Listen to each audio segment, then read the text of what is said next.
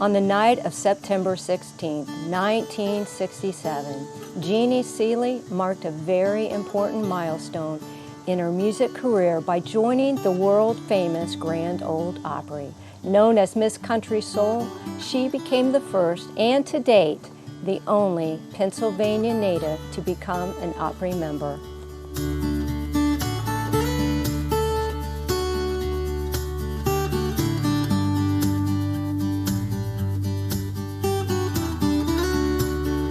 She is truly an American country music artist, legend, songwriter, author, actor, producer, Grammy Award winner, and now recently bestowed an honorary doctorate of arts from Lincoln Memorial University. Beloved Jeannie Seely, a member of the Grand Ole Opry, has graced the stage for over 55 years as a performer and a regular host. Her life and music has touched the hearts around the world. This is her story of unshakable faith. This is today's Nashville. Jeannie, it is such a blessing to be here today at your beautiful home, looking over the river. What an honor it is to be able to sit down. You are an amazing country music legend. Well, thank you, Terry, and welcome to Pennsyltucky, as we jokingly call it, and here on the bank of the Cumberland River, which is just, I think, Gene and I, my husband and I went on a trip recently. When we came in, I walked through the house and saw this and said, Gene, why did we go anywhere? I didn't see a thing on my trip that I liked better than this. It's just I beautiful. love it here, and I'm so glad to have you here with us. Thank you. I noticed your sign when we pulled up, Pencil Husky. You are from Pennsylvania. I am. And our crew comes from Pennsylvania, Pittsburgh. Meant to be. Meant to be. In fact, when we went back into production, very first thing I said is I have to have Jeannie Seely on the show. So what an honor. So tell me about the time. Let's go back to Pennsylvania, where you grew up, and where it all started. All started in Titusville, Pennsylvania, where I was born. Then I grew up way out in the country, outside a little town called Townville. It's where I graduated school. And we were country because our little farm bordered the Pennsylvania State Game Reserve land, so there was miles of wilderness beyond us. And of course, our entertainment was like everybody growing up in the country. Some of the neighbors and uncles and everybody played guitars or fiddles, and that was our entertainment. Then the Grand Ole Opry on Saturday night. So we always listened to the Opry as far back as I can remember. How old were you when you started listening to your... Mother said I was about 4 when I found that spot on the dial, and that I couldn't understand why every time I turned that dial there, I couldn't hear the Grand Ole Opry. And I still don't understand. We should be able to hear the Grand Ole Opry anytime. Oh, and aren't true. we living in a wonderful age now? This age of technology, we can hear anything we want any time of the day or night. We're just very blessed. And you have a program on XM every week. I do. I know. Yeah. Willie's Roadhouse, that was just such a gift when they contacted me about doing the show. I actually auditioned without knowing it.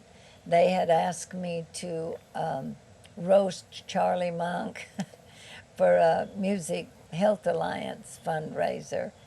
And of course, any time I can fire a shot at Charlie Monk, I love it. Everybody loves the mayor of Music Row. So anyway, he kept shooting lines to me. Every time I would say something, he'd try to fire back from his seat. and I got him back every time. So that's when the powers that be with Sirius XM were there, and I didn't even know it. And So that's they on said- every Saturday evening? Or every Sunday Sunday. evening? The show's called Sundays with Seeley, and it airs Eastern time from noon to 4. And now they are re-airing it from midnight to 4 in the morning, which is wonderful because it gives me all the nighttime audience, including truck drivers, which we love and appreciate so much. Plus it gives me the West Coast because that's earlier evening listening time. Well, let's go back again. So you're in Pennsylvania. How did you get to Nashville? I took the long way around to Nashville. Actually, I didn't leave Pennsylvania to get in the entertainment business, even though I had been singing since I was a kid. I started doing radio at 11 and started working with a dance band at 13. But my first car was a 1958 MGA Roadster, and I buried it in a snowdrift on Easter Sunday morning, trying to get home to go to church with my family. Walking home, ruined my new Easter shoes, and thinking there's got to be someplace else to live. So I had seen Southern California on TV, and it looked pretty cool to me, and I could drive with my top down. So anyway, I was pretty cool with this MG, bright red MG, and then this girl moved back home from West Virginia driving a 1960 Austin Healey. And I'm like, I can either hate this woman forever or we can become friends. So we chose that route. And the two of us made the plans, and we drove those 2 sports cars from northwestern Pennsylvania to Southern California, straight to Santa Monica Beach. What'd you do when you got there? The Lord sent a zillion angels following us because, you know, we didn't have cell phones. We had no way to stay in touch. We weren't smart enough to think, at 21, you don't think what could go wrong. We didn't even have a plan of what happened if we got separated, which did happen outside of St. Louis, on the good side of St. Louis. So I really felt like I was in the lead at that point, and so we got through and we went up this hill, and there was a truck stop that was set down there. So my cousin Roy was riding with me. I said, let's park the MG up here. When they come by, they will see it and they'll know. So that's what we did. We walked down the truck stop, and pretty soon I was getting nervous, saying a bunch of prayers, and pretty soon I heard that Austin Healey come roaring in, because it did work. They saw the car and knew that we had stopped there. So from that point on, we had a plan. What if we get separated again? Maybe the Lord wouldn't be as nice the next time. Well, what did you do when you got to Los Angeles? When we got to L.A., the first thing we did, of course, was find an apartment, and all started looking for jobs. And my education had been in banking, so that was the first thing I did. I had a wonderful letter from the president of the bank in Pennsylvania, and which led me to get my first job at Union Bank in Beverly Hills.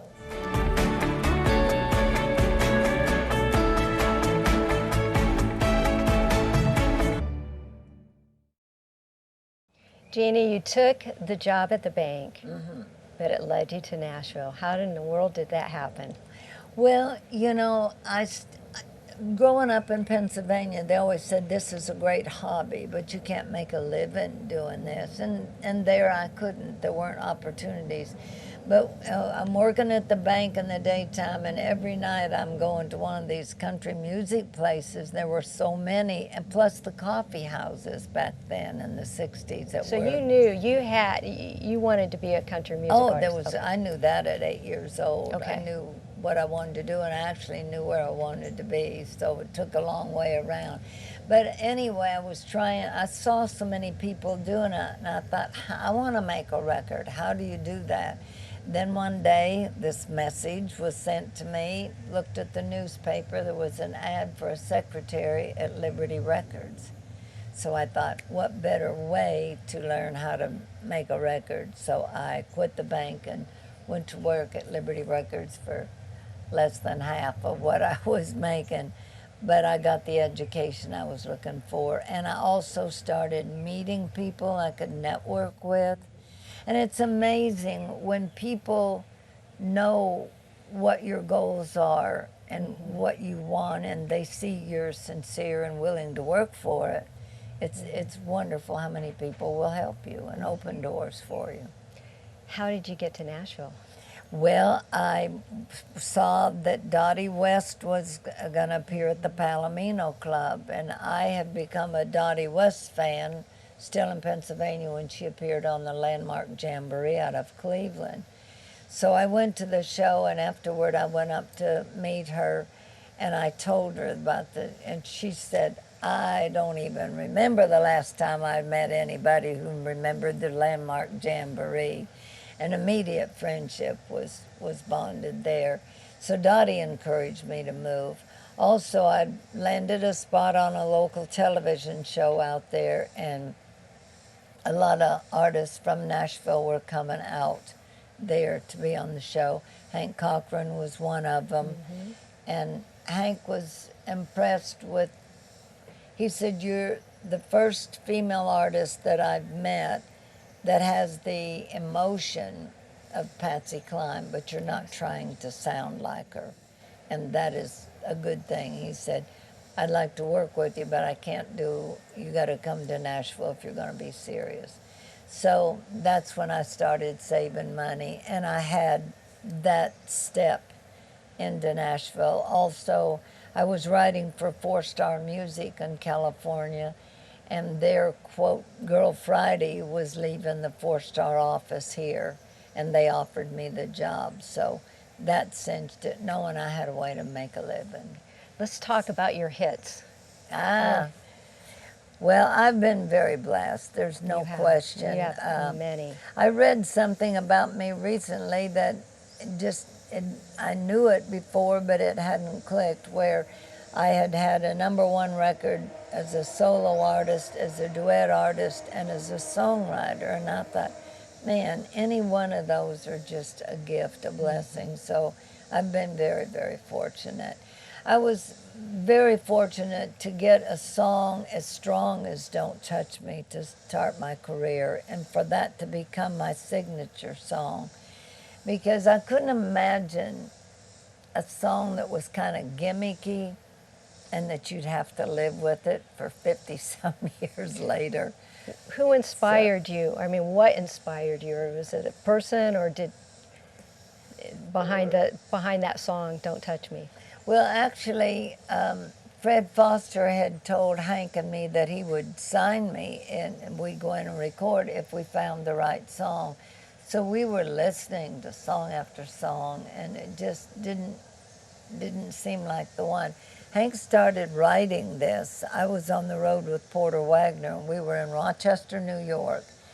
And Hank was somewhere in Indiana, as a matter of fact, and he called me and he said, I've just written this, what do you think about this? And he sang me the first verse. And he had me at the first line. I loved the description. All of a sudden I could see someone's emotions, everything, when it said, your hand is like a torch each time you touch me. And I thought, man, what a tender, sexy, emotional thing. I think a lot of your songs are like that. What? I think a lot of your songs are full of emotion. Well, I look for that. I really do, because I think that's what music is meant to do. Mm-hmm. That's the language that we all understand, and so it's supposed to make us feel something. But anyway, so he said, well, I'm gonna come up there. So he flew to Rochester and actually we finished the song in my dressing room that night. So let's talk more about Nashville. And you came to Nashville and graced the stage of the Grand Ole Opry. What was that like? Well, actually, that was this past May 28th, a Friday night. was 55 years to the exact day that I made my debut at the Opry. And somebody asked me the other day, how does that feel? I said, every emotion you can imagine or have ever felt goes through your body and mind, I think, at a time like that. It was something that you were almost afraid to dream of ever happening. And now it's happening. And I was watching some of the Olympics and hearing them saying, this is the Olympics. Well, the Grand Ole Opry was kind of like the Olympics for me. Well, I have to ask you, how do you feel every time you walk out on the Grand Ole Opry? Does the feelings change, or do you get used to it, or? Well, it never gets old, I can tell you that. Maybe I'm not as nervous as I was in the beginning, but I'm always excited. And I think now even more what I can feel is an absolute sense of pride. Mm-hmm. Well, my husband and I recently saw you at the Grand Ole Opry, and you sang a song that was just beautiful, if you would call it that. Yeah. Tell me about it. That song was started by Dottie West, my friend, and my friend Ron Harmon had some of Dottie's memorabilia, and he found this journal where she had started writing this song. And so he took it to Bobby Tomberlin and Steve Wariner. It just hit him so strong. And I truly think that Bobby and Steve finished this song the way Dottie would have.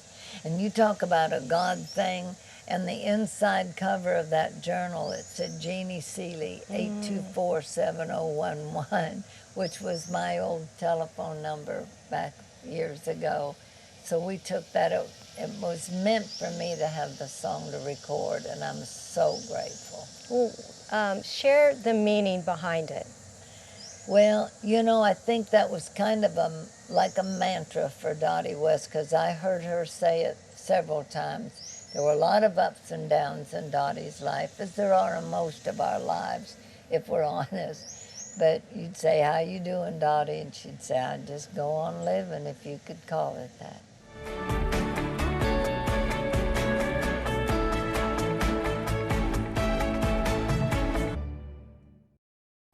Jeannie, as I was looking over all your awards, your #1, your accolades, your Grammys, I have to ask you, you are not in the Country Hall of Fame. I want to know why, and how can we get you there? Well, I don't know the answer to that. We're working on it. I think a lot of things, you have to keep working. You have to make sure people are aware that you're still, when you reach my age, you know, the first thing is, she's still working, is she still doing? So we're trying to make sure I'm visible. Thank you for helping us do that. I think that when you talk about the Country Music Hall of Fame, it is the epitome, and it's like, some people may look at that as that it's an ego thing, and that's not, to me, what it is at all. First of all, it is a validation, if you will, of your life's work, you know, what you've tried to do. And in my case, I would like, if it can happen, I'd like for it to happen while I can still be active, because I truly believe that every level you get to, every platform you're given, is an opportunity to use it somehow, not just to sit back and say, I have this. It's an opportunity, and certainly the stage of the Grand Ole Opry has been one for me. You've been there for many years. Many years. You host it. Right, and even the Willie's Roadhouse is another platform to reach people, to hear from people that don't get out that much and say, Sundays used to be so long, but now I look forward to them because I'm spending it with you. That's the kind of thing I'm thinking, that if I could be a part of the Country Music Hall of Fame while I'm still active, I can use that as a platform to encourage other people to say, here again, this is the highest of dreams, don't ever give up, and to keep following that. and keep working towards your goal. You know, I love what you stand for. I love that you made sure that the American flag was on the stage. A lot of people don't know that you were the one behind that. Yeah. And you have a book here. I want to read a little bit here. And it's so relevant for today. It says, "We don't always agree. We don't always approve. We don't always understand. We don't have to. We're friends."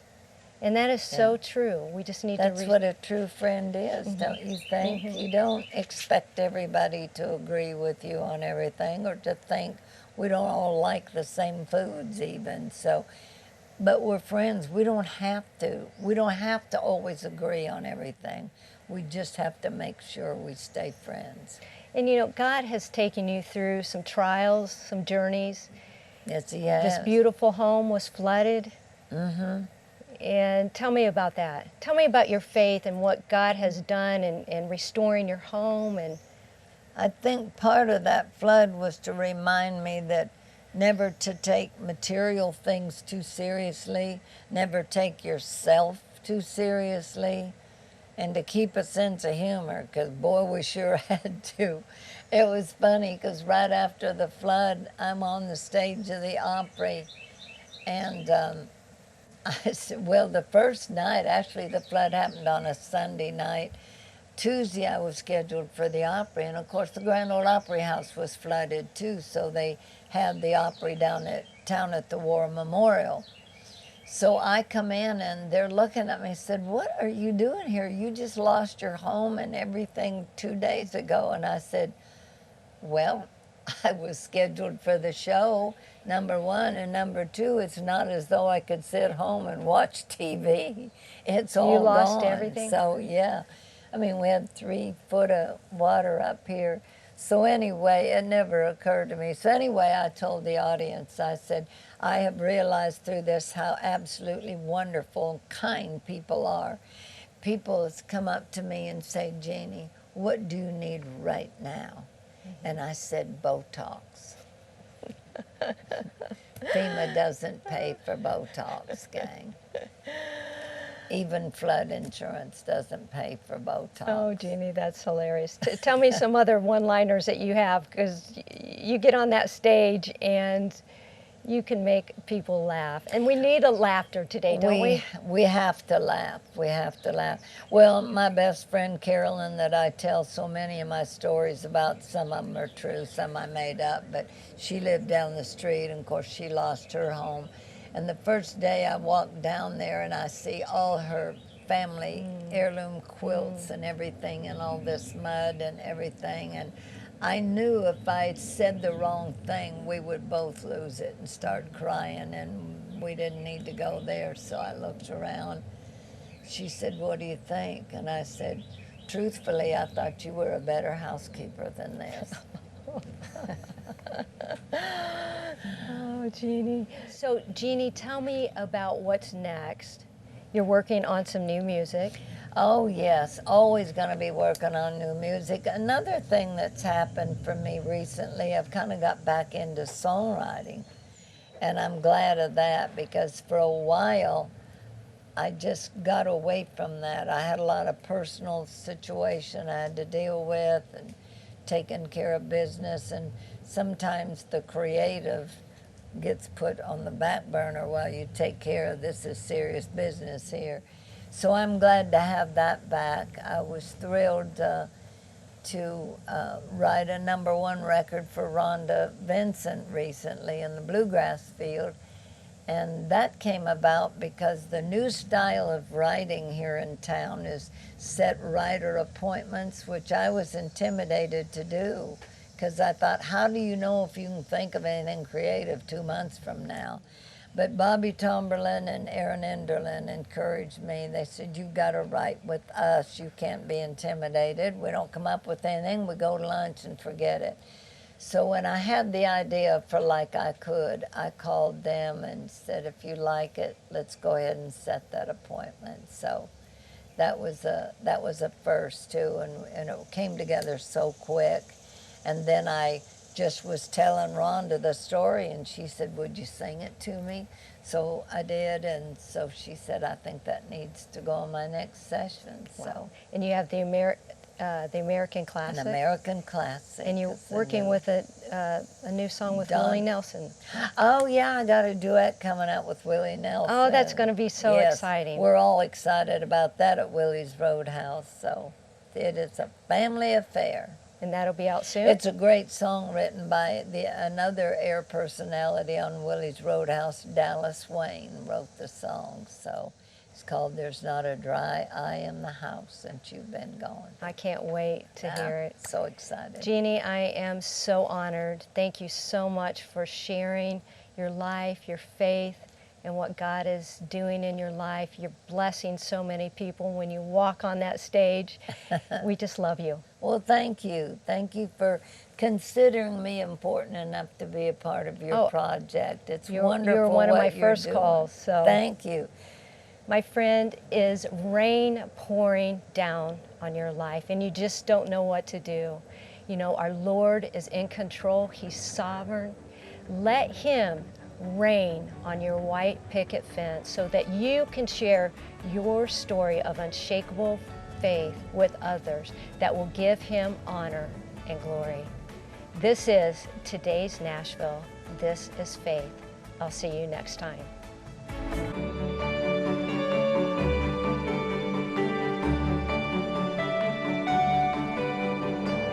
Cornerstone Television wishes to thank all our faithful viewers whose consistent prayers and financial support have made this program possible.